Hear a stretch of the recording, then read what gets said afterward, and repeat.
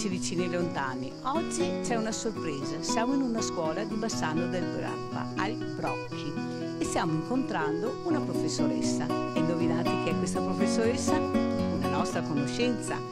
È la sindaca di Rossano Veneto, Morena Martini. Eccola.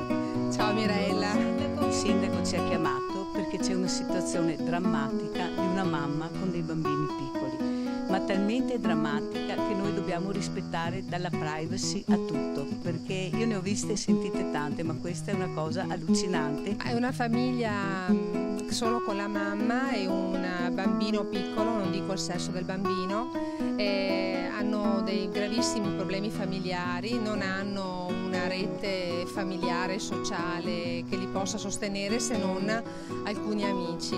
Noi come servizi sociali siamo già intervenuti diverse volte, ma la situazione sta peggiorando. Non è l'unica famiglia a Rossano con dei minori in gravi difficoltà.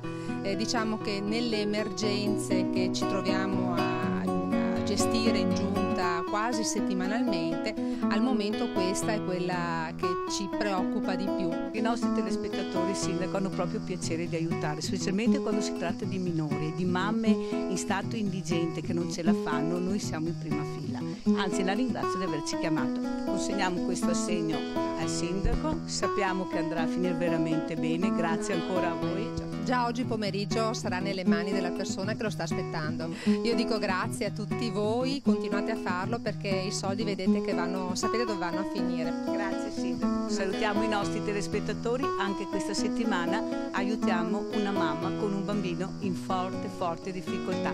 Ciao, alla prossima!